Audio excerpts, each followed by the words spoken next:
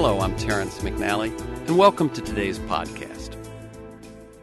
How many of you agree that the war on drugs is one of the most irrational, counterproductive, wasteful, foolish, and harmful things our federal government does in our name? Long after anyone can make any pretense that it might ever be won, this war lumbers on, bloated and clumsy and obscenely unjust. A monument, I say, to the corruption of money from the prison industrial complex, big pharma, and others, and to the cowardice of elected officials. If you agree, you can learn more at drugpolicy.org, the website of the Drug Policy Alliance, and in the book, The New Jim Crow by Michelle Alexander. This week's guest, neuroscientist CARL HART, grew up in one of Miami's toughest neighborhoods, and in his first book, he explores how it is that he avoided becoming one of the crack addicts he now studies. Columbia University's first tenured African-American professor in the sciences, Hart goes beyond disputing myths, falsehoods, and ignorance about drugs, drug users, and drug policy. Instead, he has been engaged in cutting-edge research since the late 90s, testing individuals with actual drugs. His controversial work is redefining our understanding of addiction. He examines the relationship between drugs, pleasure, choice, and motivation, both in the brain and in society. And his findings shed new light on issues of race, poverty, and drugs, and help explain perhaps more clearly than ever why current policies are doomed to fail. Here on Freeform, we explore the lives, the work, and the ideas of individuals that I suspect have pieces of the puzzle of a world that just might work. We look at new, innovative, provocative approaches to business, environment, health, science, politics, culture, media, all based on the fact that I believe we can do better, and I want to find out how. CARL HART is an associate professor in the Department of Psychology and Psychiatry at Columbia University and a research scientist in the Division of Substance Abuse at the New York State Psychiatric Institute. Hart is a member of the National Advisory Council on Drug Abuse and sits on the boards of the College on Problems of Drug Dependence and the Drug Policy Alliance. High Price is his first book. Welcome, CARL HART, to Free Forum. Thank you for having me. Okay. Now, I like listeners to get a feel for the people behind the ideas and the work that we talk about. So I just did a quick bio with a couple of credits there. But could you tell us, in your own words, briefly, a bit about your path to the work that you do today? And feel free to mention mentors, turning points, moments of decision. And since your book is at least partially a memoir, I'd say feel free to take your time, just as you do in the book, of weaving your path, because then we'll deal with the research and stuff like that. But I want people to get a sense of how we've gotten to where we are today. Well, one of the things that people like to do is they like to ask me, how did I get from point A to point B? And I think that one of the things that was most important for me in terms of leaving point A would be described as my childhood. I grew up in a neighborhood that was somewhat difficult, deprived, all of those things. One of the most important things was the fact that I was into athletics. If it were not for athletics, I wouldn't have graduated from high school. In being in high school athletics, I had to make certain GPA. I'll tell you what, CARL, it sounds like you're on a cell phone. I'm going to chat a little bit with the audience. I'd like you to switch to a landline because this is not good enough for an hour of conversation. Oh, okay. Okay, so let me then read a few quotes. I apologize for this. What I will do is I'm going to read you some of Dr. CARL HART's words, and then we'll circle around as soon as we get him back on the line on a landline. In an article in Wired UK, actually, which did a really long, extensive article on his research, they end up by giving his CARL HART's drug chemistry basics. And so this is sort of what he can tell you about methamphetamine, cocaine, and cannabis. About methamphetamine, he says, and I'm quoting, "Meth enhances neurotransmitters that play a role in alertness and in increasing euphoria. It keeps you up, helps you be more alert, and even to focus. The downside? When you need to sleep, you can't. And excessive sleep loss can play a role in depression, psychosis, and many other aspects of health. Cocaine. All the same things that apply to meth apply to cocaine, except the effects of cocaine are a lot more short-lived.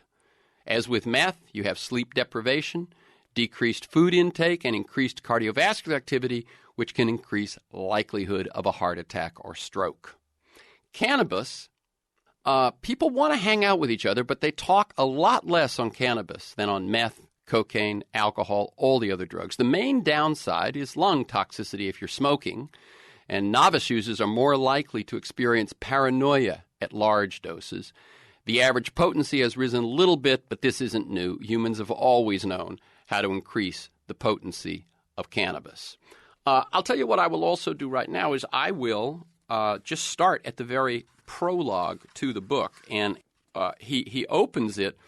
This is the book High Price, A Neuroscientist's Journey of Self-Discovery That Challenges Everything You Know About Drugs and Society.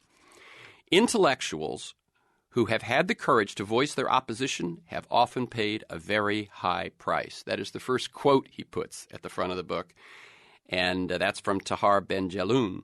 And then from Lorraine Hansberry, the thing that makes you exceptional, if you are at all, is inevitably that which must also make you lonely. We may ask CARL HART why those two quotes are at the start of his book. But he, in the prologue, he really hits home very quickly, and I was going to ask him about this anyway, so I'm going to start with a couple of, I'll read you a bit of it until we get Dr. Hart back on the line. The straight glass pipe filled with ethereal white smoke. It was thick enough to see that it could be a good hit, but it still had the wispy quality that distinguishes crack cocaine smoke from cigarette or marijuana smoke. The smoker was 39, a black man who worked as a street bookseller. He closed his eyes and lay back in the battered leather office chair, holding his breath to keep the drug in his lungs as long as possible. Eventually, he exhaled, a serene smile on his face, his eyes closed to savor the bliss. About 50 minutes later, the computer signaled that another hit was available. "No thanks, Doc," he said, raising his left hand slightly. He hit the space bar on the Mac, and in the way that he'd been trained to press to signal his choice. Although I couldn't know for sure, these are CARL Hart's words, whether he was getting cocaine or placebo, that's the way the experiment was being run, I knew the experiment was going well. Here was a middle-aged brother, someone most people would label a crackhead, a guy who smoked rock at least 4 to 5 times a week, just saying no to a legal hit of what had a good chance of being 100% pure pharmaceutical-grade cocaine. In the movie version, he would have been demanding more within seconds of his first hit, bug-eyed and threatening or pleading and desperate. Nevertheless, he just calmly turned it down because he preferred to receive $5 in cash instead. He'd sampled the dose of cocaine earlier in the session. He knew what he would get for his money. At $5 for what I later learned was a low dose of real crack cocaine. In other words, as I said, in a double-blind placebo-controlled study, neither the subject nor the researcher knows what they're receiving. But after the experiment is over, you can go back and check, what was he being offered at that point. And as they said, he had already sampled it, so he knew what the effect was going to be. And he preferred the cash. Meanwhile, there I was, another black man raised in one of the roughest neighborhoods of Miami who might just as easily have wound up selling cocaine on the street. Instead, I was wearing a white lab coat. I was being funded by grants from the federal government to provide cocaine as part of my research into understanding the real effects of drugs on behavior and physiology, and the year was 1999. So, Dr. CARL HART has been studying the effects of drugs on users using two things that are not that common. One, human subjects. We're not talking about rats here. And two, the actual drugs themselves. We're not talking about, trying to simulate them with anything. So this is, to me, this is one of the things that excited me. He's been doing research. I've been studying this field for years. I didn't know that this much research was being done right now.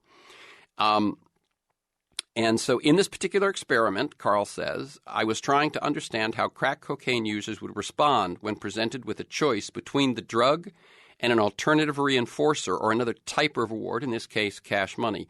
Would anything else seem valuable to them? In a calm laboratory setting, where the participants lived in a locked ward and had a chance to earn more than they usually could on the street, would they take every dose of crack, even small ones?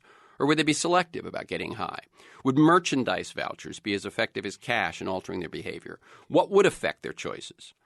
And before I become a researcher, these weren't even questions that I would think to ask. These were drug addicts, I would have said. No matter what, they'd do anything to get to take as much drugs as often as possible.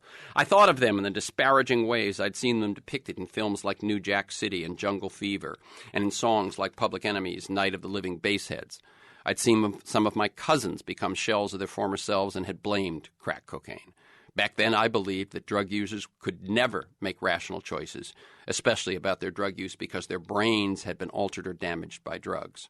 And the research participants I studied should have been especially driven to use drugs. This is who were in the study. They were experienced and committed crack cocaine users who typically spent between $100 and $500 a week on it. We deliberately recruited individuals who were not seeking treatment because we felt that it would be unethical to give cocaine to someone who had expressed an interest in quitting. And it turns out not one of them crawled on the floor picking up random white particles and trying to smoke. Not one was ranting or raving. No one was begging for more either. And absolutely none of the cocaine users I studied ever became violent. I was getting similar results with methamphetamine users. They, too, defied stereotypes. The staff on the ward where my drug study participants lived for several weeks of tests couldn't even distinguish them from others who were there for studies on far less stigmatized conditions like heart disease and diabetes. So we have Dr. Hart on again. You were telling us the story, and I interrupted you. So athletics and then the military. At what point do you decide, A, that you're going to become a researcher, and B, that this is what you're going to research? Well, when I got out of the military, my undergraduate studies, and I had a mentor in my undergraduate studies who encouraged me to go to graduate school to learn about the brain. And learning about the brain, I was studying drugs. That was one of the great tools to understand how the brain works. And so I got accepted into a PhD program in neuroscience at the University of Wyoming, studying drugs. And that's basically it. I mainly decided to go to graduate school because I couldn't find a job. So I just continued to study. Okay. What was it that drove you to this area?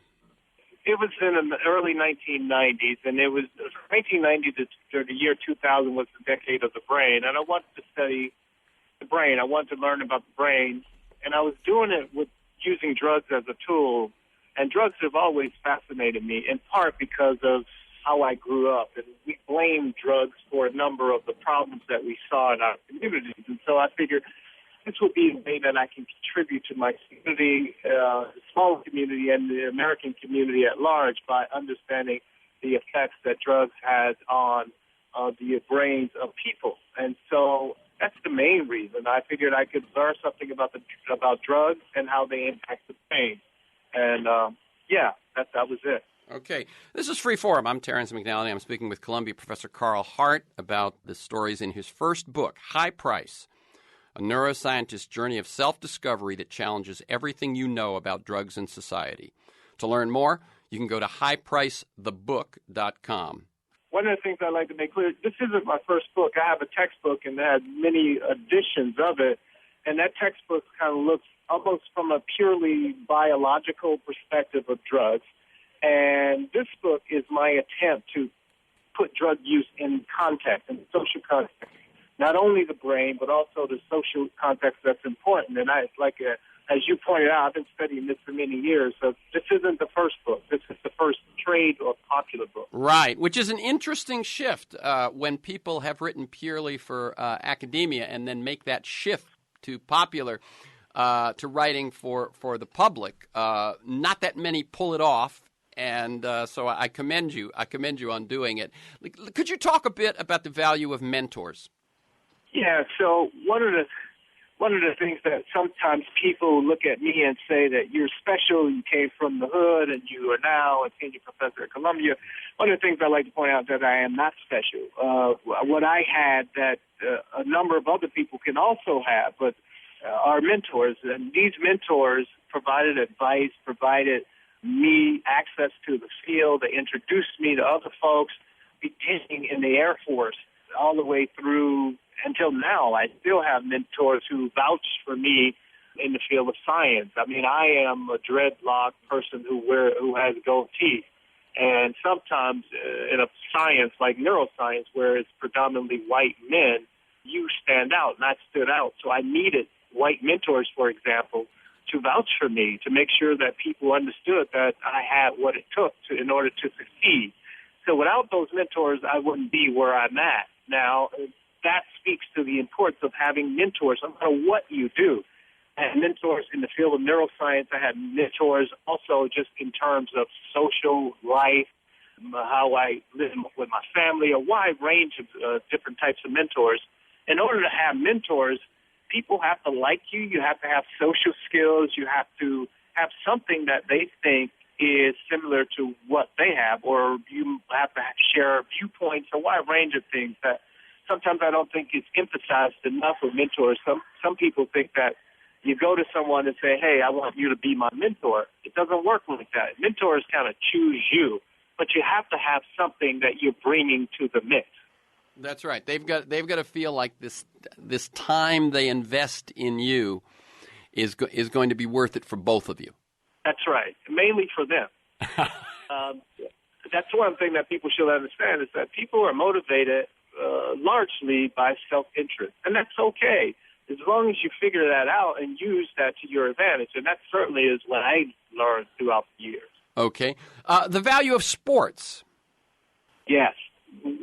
Sports, I played sports all of my life. I even played semi-pro ball over in England, basketball. Were not for sports, I would not have graduated from high school. In high school, they required that we maintain at least a 2.0 GPA average in order to play sports, and that if you maintained that 2.0, you would graduate from high school. Were not for sports, I would not have maintained a 2.0. I would not have been plugged into school. I barely maintained my 2.0 in high school, but it was because I wanted to play sports. It's because I thought that I would get a basketball scholarship and so forth. That didn't happen, and so I had to go to the military. The next one I'd like you to talk about is the value of your time in the military. Yeah, so in my time in the military, I spent 4 years in the Air Force, and during my time in the military, I spent all of my time overseas. The first year in Japan and the subsequent 3 years in England. And it was in England where I got a real education about American society. British people were happy to offer critique in terms of race, racism, race relationships, civil rights, all of those kinds of things that we are not so comfortable talking about ourselves in this country. So I got quite an education, not only from the formal education in school, but I got also an informal education about American society from the British society. And it helped to corroborate some of the views that I had about America's race relations and racism in America that were not validated or not corroborated when I was in the States. And so the military was extremely helpful. It allowed me to have money in my pocket. It helped me to get a skill. It helped me to teach me something about responsibility. It opened up the world to me. It was the first time in my life that I had traveled outside of South Florida. And so it was invaluable, my time and experience. Very good. I'm going to read a quote, CARL HART, from your book, which set up some of the big questions you were trying to answer because, as I said, what you do in this book is you weave your personal experience, your personal story, with the research findings and then the conclusions that you draw from that. So let me read this quote. As I monitored the people I was studying, I began to think about what had brought each of us to such different places. Why was I the one in the white coat, not the crack cocaine smoker in the cubicle? What made us different? How did I escape the distressed neighborhoods I grew up in and the adult lives marked by drugs, prison, violent death, and chaos that so many of my family and childhood friends have had? Why did I instead become a psychology professor at Columbia? What allowed me to make such different choices? Now, we've talked about mentors, we've talked about sports, we've talked about the military. How do you answer that question to yourself today? Yeah, it's a question in which we have to go back to the early 1980s to think about.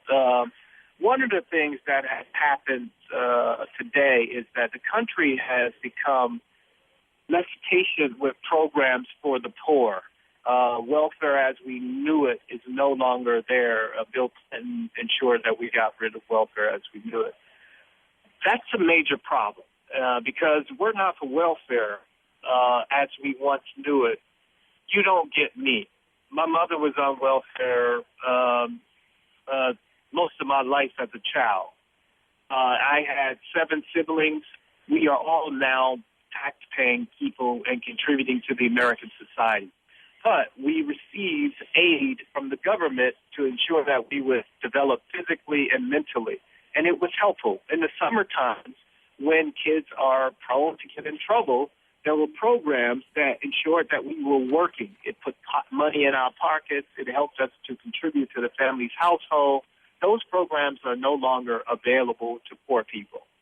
And so the likelihood of young people in my situation that I was in when I was a kid today, the likelihood of them succeeding is lower because the safety nets that were once there are no longer there. And the society seems to be comfortable with this. Yet we are allowing people like the Wall Street folks, allowing those big bailouts, large amounts of money to those people who already have it. And so we care less about the poor people where I came from today than we once did. And so I think that's an important point. And it's another important point is that I remember having interacted with people in those situations, and I try to make sure that I don't forget about poor people, that I also try and do my best to make a contribution for poor people, because ultimately I know there are a lot of diamonds in the rough, and I know that I am not special.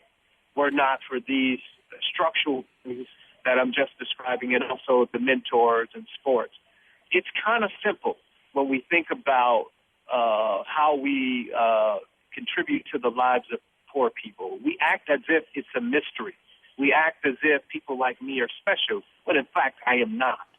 Okay, I really thank you for that. That's the voice of CARL HART. He's a Columbia professor, neuroscientist, and we're talking about his life, which makes up part of his book, High Price, A Neuroscientist's Journey of Self-Discovery that challenges everything you know about drugs and society. How did this book happen? Well, the book happened in part because I was on a National Institute of Health review panel, and the woman who was leading the panel, we reviewed grants and so forth, she said that she liked what I say doing my reviews, and she thought that my position was different. And she thought that I should talk to her brother, who was an agent, and maybe I should write a book. And I thought, well, maybe when I get some time, but I don't know. But she convinced me that people would like to hear what I had to say, and that's how it mainly happened. Okay, and what do you hope to accomplish? What I hope to accomplish is that people will be less likely to use drugs as a scapegoat to our problems in society. So one of the things that I argue in the book is that the problems that we see in the society has less to do with drugs and more to do with other factors like lack of skills, lack of jobs, a wide range of things. And I make this argument based on the fact that the majority of people who use these drugs, whether it's heroin, methamphetamine, don't have a problem with the drug. Only a small percentage does. And then we focus all of our attention on that small percentage. So we focus our attention on the small pathological group as if it's representative. They are not. And so I hope the public will now focus more on the larger numbers of users who are not having a problem. And if we do that, then we're less likely to have these awful laws that regulate drugs. And then we're less likely to lock up poor minority kids primarily for simple possession of drugs. We're less likely to blame drugs for things that society has more control over. So I hope people learn how to think about these things more carefully, more critically, more nuanced. Okay, very good. Why do you think, Carl Hart, why do you think there are so many misconceptions around the issues of drugs, drug use, drug abuse, addiction, all of that? Well, one of the things that happens is that when a small number of people in a society is engaged in a behavior, let's just say heroin use, only about 100,000 people, 200,000 people use heroin every year in this country. That's a really small number. Same could be said for something like methamphetamine, cocaine, small number, really. Whenever there are small numbers of people engaged in an activity, particularly when the activity seems taboo, we make up incredible stories about that activity. And they won't be believed because most of the people in the society just doesn't know. They don't know. And if they don't know, then you associate the drug use with undesired groups, despised groups. You can have people believe these incredible stories. So I think that's largely driving the misunderstanding, the misconceptions that we have about drugs. And then once people think they know something, it is really difficult to convince them that they don't know it. Because now you're saying to them, you worked so hard to come up with this knowledge, and now I'm telling you that knowledge is wrong and you have to learn something else. People look at you like you're crazy. What? You're telling me I have to learn something new? People don't like to learn new information. You know, what's interesting as I'm listening to this answer, Carl Hart, is that that's an area of study that if you don't want to take on next, someone sure should. In other words, you're looking at why do people take drugs, what motivates them, and so on. And I think this thing of the learning and unlearning of false information is worthy of study too. The late Mike Gray, who wrote Drug Crazy, he felt that most prohibitions, even including alcohol, opiates, marijuana, had a racist or an ethnic angle, usually aimed at immigrants or, in the case of African Americans, folks that were taken against their will. Your thought about that? Yeah, it's not a matter of what he felt. It's a matter of what the historical record shows. It's a fact. It's not up for debate. That's partly the problem. It's like if people actually read and go back and see, you can see, for example, with alcohol, we oftentimes think of alcohol with the Irish and that sort of thing, but it's also, prohibition was also motivated by black people using alcohol. Some people know that before the national prohibition happened in 1919, in many states in the South, prohibition was already in effect as early as the early 1900s, and it was in effect in part because we wanted to keep alcohol away from black people. That's documented also with cocaine, with the opioids, with the Asians, marijuana with Mexicans and black people in the South. This is a matter of historical fact. This is not anything that's up for debate. So we always, when we want to identify a drug, we must first associate its use with undesired groups. When we think methamphetamine, we're doing a similar thing with poor white people, with gay folks.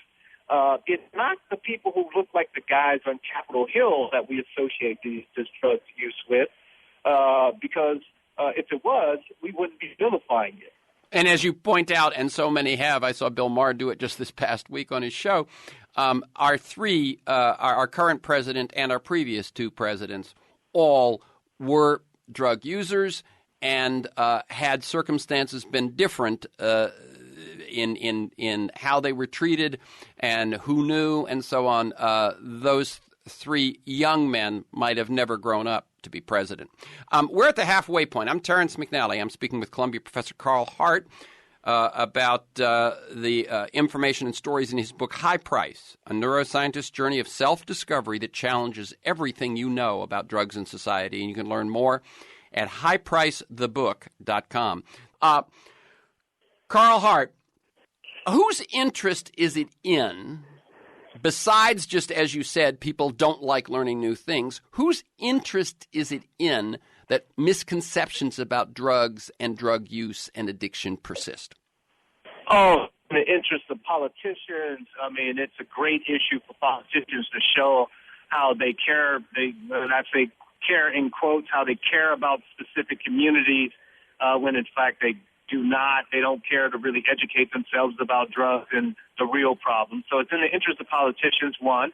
It's in the interest of law enforcement because it increases their budgets. You know, if people think that drugs are destroying the community, then they get increased funding in order to go after drug users, the dealers, and so forth.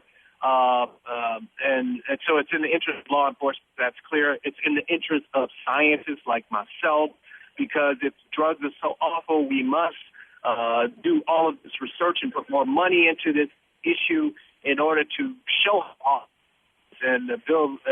We build careers. I built a career on the war on drugs in science. That's a fact. It's in the interest of the treatment providers. As long as we continue to keep drug use in this sort of dichotomy where we say drugs are either you go to jail or treatment. You know, it's like the vast majority of people who use drugs don't need either. But treatment providers, they benefit because if we send people to treatment, they don't need them, but drug providers get money for that sort of service. So it's in the interest of a number of people. It's in the interest of those groups, those constituencies I just named, but it's really not in the interest of the larger public at large because, for one, we are misplacing public funds, and we could actually increase the numbers of people who pay taxes simply by changing some of the laws. Earlier you pointed out that we last presidents, Obama, Bush, and all of those guys used drugs at some point in their life. If they would have been caught with their drug use, they would not have been able to make the contribution to our society that they have made. Then we wouldn't have benefited from them paying taxes and other contributions that they made to the society. Imagine if we take off the blemish of many of these people who got caught up in simple possession of drugs, take those blemishes off their records, allow these people to be able to work, pay taxes. That's a huge amount of contribution that the society can benefit from. Okay, yeah, as you say, there are serious consequences to people for exaggerating the effects of drugs, and we've just talked about them. I'm going to ask you now, if you will, to take a breath. I'm going to ask a big question, and that is, what drugs have you studied? Because what I feel like you bring to this conversation, different from other folks I've had on talking about the same issues, say Ethan Nadelman from the Drug Policy Alliance or Mike Gray when he was living, et cetera, et cetera. But you have done the research. What drugs have you studied? How have you studied them? And what do you consider the most important things you learned about each, as well as about their users? Okay, so let me start first with nicotine. How did you study nicotine, and what did you learn? So I studied nicotine in laboratory animals. I was mainly trying to figure out the effects of nicotine in a brain region called the nucleus accumbens on dopamine cells. And so I learned that, a major theory in drug abuse is that drugs that increase pleasure, euphoria, and has a likelihood of addiction also increase dopamine. Nicotine does that. It increases dopamine and so forth. But that's a real narrow sort of perspective. But that's what I learned from nicotine primarily. I learned that it's really difficult to get laboratory animals to self-administer nicotine, whereas you can get them to self-administer things like cocaine. I learned that it's difficult to get laboratory animals to administer things like THC, the active component in marijuana. That's not the same with something like heroin or methamphetamine. So learned a lot about nicotine from laboratory animals. So next you studied morphine. Did you study that in humans or in animals, and what did you learn about that? I studied morphine in animals, and looking at how morphine affected dopamine cells in the nucleus accumbens. It also can increase dopamine cells in the nucleus accumbens, which is consistent with this theory that we all have that drugs of abuse increase dopamine cells in the nucleus accumbens. Okay, and then cocaine. How did you study cocaine, and what did you learn about that? I studied cocaine in both laboratory animals and humans. The most important thing that I've learned about cocaine, crack cocaine, is the fact that its users were not driven only by another hit of the drug. I learned that when you give cocaine users, crack users, a choice between taking crack cocaine and some other attractive option like money, like merchandise vouchers to purchase goods or something of that nature, you can actually decrease their desire to take cocaine. I didn't know that before I started studying crack cocaine. I thought that they only would take cocaine, and that's not true.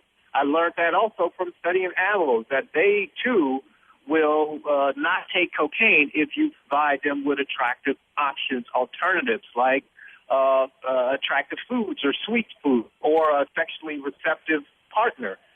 They will choose those other options rather than cocaine. Carl, let me ask you quickly. In other words, there had been studies before. Is it that in these other studies they were not, whether with the animals or with humans, offering attractive alternatives, and what you were getting was in an isolated situation with no alternative, would someone take the hit? Yeah, so let's just think about the laboratory animal studies with cocaine. One of the things that I was taught as an undergraduate was that, well, if you give an animal a choice to take cocaine, they will take it until they die. And that certainly is true when they have no other options, when they're isolated. Yes, they certainly will take only cocaine if that's the only thing that's available, and they'll do so until they die. That's what I was taught. But then as I started to look at the literature more carefully, I thought, well, of course, humans will do the same thing. If you don't give them any other options, you just give them one sort of response, that's the one that they'll engage in. So it makes sense. But if you provide options, like we have in the real world, cocaine use is not that attractive. So, and then you've also studied amphetamines, MDMA, ecstasy, methamphetamine, and then D-amphetamine, the ingredient in Adderall. What did you learn about those? Similar? Similar sort of things as I said about cocaine. One of the things about methamphetamine and D-amphetamine, the active ingredient in the Adderall, is that they're the same drug, and the population seems to think that somehow methamphetamine is so much worse than Adderall. They're the same drug, and I've studied them in humans, and I also learned from my study of the amphetamines is that people say that even scientists have said that methamphetamine users were cognitively impaired, and all of these horrible effects attributed to methamphetamine. I did a careful review of the literature and found that just simply was an exaggeration. The effects have overstated, and we've been responsible in science for overstating the actual effects. Okay, and we've talked before about why some are motivated to do exactly that. And have you also studied marijuana? I've studied marijuana. And the main thing that I've studied with marijuana are the cognitive effects of smoking marijuana. And I guess the most important thing that I found out with marijuana and cognition is that I was taught that when you give people marijuana, you get these cognitive disruptions, and it causes all these horrible effects on cognition. It's important to make sure that we know what the marijuana user's history of using marijuana is. If you take someone who is an experienced marijuana user and you give them a joint or allow them to smoke to the point of intoxication, you don't see many cognitive disruptions or changes. But if you give that same marijuana cigarette to somebody who doesn't smoke, who is an infrequent smoker, you can see a wide range of cognitive disruptions like inventory control problems. They will slow down their cognitive functioning or performance. You will see some disruptions in memory. That all of these effects are temporary, about 2 hours or so. But it's important for us to make sure that we know who we're talking about when we are talking about people's effects, marijuana's effects on people's cognition. So in people who are regular smokers, you don't see much. But people who are light smokers, you can see some real disruption. Is that have to do with the tolerance issue? That is. That's it. We think it's related to tolerance. The people who have smoked a while, we think that they develop tolerance. Now, the listener should just think about this in the same way that we think about alcohol. Imagine somebody who drinks alcohol on a regular basis, I don't know, a glass of wine or two a night, compared to somebody who never drinks wine. And now you ask them to do a task after giving them a drink. The person who drinks on a regular basis, you won't see much changes, many differences. But the person who doesn't drink, you'll see some changes. The same is true with marijuana. Okay, I'm speaking with CARL HART. I'm Terrence McNally. This is Free Forum, and we're talking about his book and his research. His book is High Price, A Neuroscientist's Journey of Self-Discovery That Challenges Everything You Know About Drugs and Society.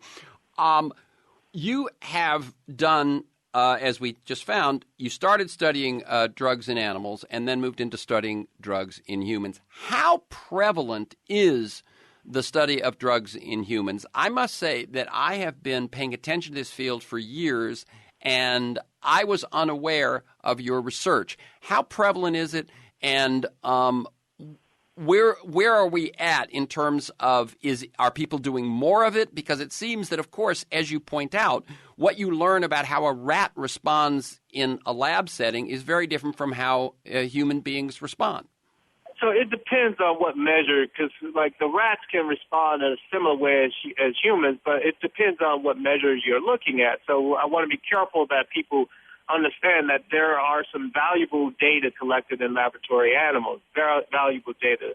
But your major question is, how prevalent is this type of work in humans? It's not that prevalent. There are a few major research centers around the country: University of Kentucky, Johns Hopkins, University of Chicago, Yale, UCLA, and we at Columbia. That's about it. Maybe one or two other places around the country. So it's not that prevalent. But we have been doing this type of study since the late 1970s, and there is a plethora of data out there on the drugs that we care about. And so when people say things like there's just not enough research or information about this, that simply isn't true. What there is not enough of is there is not enough of the findings that support the current political position. That's what they mean. That's a very interesting distinction. In other words, when they say not enough research, they're saying not enough research that backs up what I'm telling you. That's exactly right. But it's pretty clear. I mean, that's one of the reasons I wrote the book, was to bring to the American public, to their attention, that the information, the data is here. We know it. I mean, I've been doing this, as you point out, for more than 20-something years. And for me, and I have children. I have a 12-year-old, 18-year-old, and a 30-year-old. So I'm worried about drug use just like any other parent. Now, for me to say what I'm saying to the American people that you've been lied to, that drugs are not as bad as people told you. That's not to say that these kids should go out and use illegal drugs. That's not to say that. But all I'm saying is that based on the scientific evidence, it's clear that you've misinformed and you've been lied to. Now, for me to say that, I have to be extremely confident or stupid. And you don't get to be in my position as the first black tenured science professor at Columbia. You don't get to be in that position by being stupid. And so if I'm going to make that point, you better believe that I have tons of scientific information, evidence, data to support my position. Okay. Has your research and your being so public about your research and your findings and your conclusions affected your funding? Well, I'm paranoid by nature, and so I think so. I think so, but I'm still trying, and I will continue to try. And this story isn't over yet, and so you'll have to have me back on your show to ask that question again. But right now, I'm between grants. I don't have a major grant, and I used to have multiple major grants. And so I will continue to tell the truth as I see it, and I will continue to live my life with integrity despite these kind of consequences, because I think it's unethical not to point this out to the American public when the taxpayers have supported my career for so long. Right. What would you study going forward if you had an unlimited budget? Oh, the study that I like to do, the major study I like to do is I like to do a study comparing the cognitive functioning and brain imaging of police officers compared with, let's say, methamphetamine users. That's the study I like to look at. And I have some predictions. My prediction would be that you won't find many differences between the groups. And your guess on that is because of certain risk behaviors or adrenaline rushes or so on are similar, or what? No. My guess on this is based on when I look at the literature in terms of methamphetamine users now. When I look at the literature, they perform dead smack in the normal range, right in the middle. Now, the reason why I would like to compare them against police officers is because there is this myth among police officers that these guys are so cognitively impaired and this drug causes all of these horrible effects. And I like to just show the American public, we think of police officers as being part of our finest. And when you start to see, like, your finest perform at the level of methamphetamine user or methamphetamine users perform just like the finest. I see. Maybe that would help us to change our views about drug users. So it isn't so much what the police experience, it's that people have a misconception of what the methamphetamine experience is. That's right. This is not to pick on police officers. No, this is to show people that methamphetamine users they're normal. Now, do you think that there is a shift going on? Because there clearly is a shift going on in terms of marijuana use, whether it's the acceptance of medical marijuana in state after state or the legalization of marijuana in Colorado and Washington lately, and the tipping point where over 50% of the public now has changed their views about marijuana. Do you think that will have a positive effect on the way that they think about these other drugs? Not no, but hell no. I think it has little impact. You might recall, I don't know how old you are, but we've been here before in the 1970s. You might recall Jimmy Carter was calling for the legalization of marijuana. You might recall this sort of thing. We've been here before, and at some level, states like Colorado and Washington, I applaud the people of those states for saying, hey, look, we have to do something about this issue ourselves. So I applaud their efforts. But as you know, in the book, I argue for decriminalization of all drugs, in part, and not legalization. Decriminalization is not legalization. Decriminalization, you can still receive the equivalent of a traffic violation. I argue for decriminalization because the American public is so ignorant about drugs. Before we legalize, I'd like to see us really increase our education, our realistic drug education, to the point where we guard against false sort of stories about drugs causing all of these problems. One of my concerns with the current movement is that there will be some quote-unquote drug trafficking, and it will stem the tide. But a drug won't really have played much of a role in the tragedy, but the drug will be blamed. And so I'm trying to provide inoculation from such a situation with my book. I'm trying to make sure that people understand what drugs do and don't do, because there will be some incredible behavior attributed to some drug that will be false, but the public will believe it.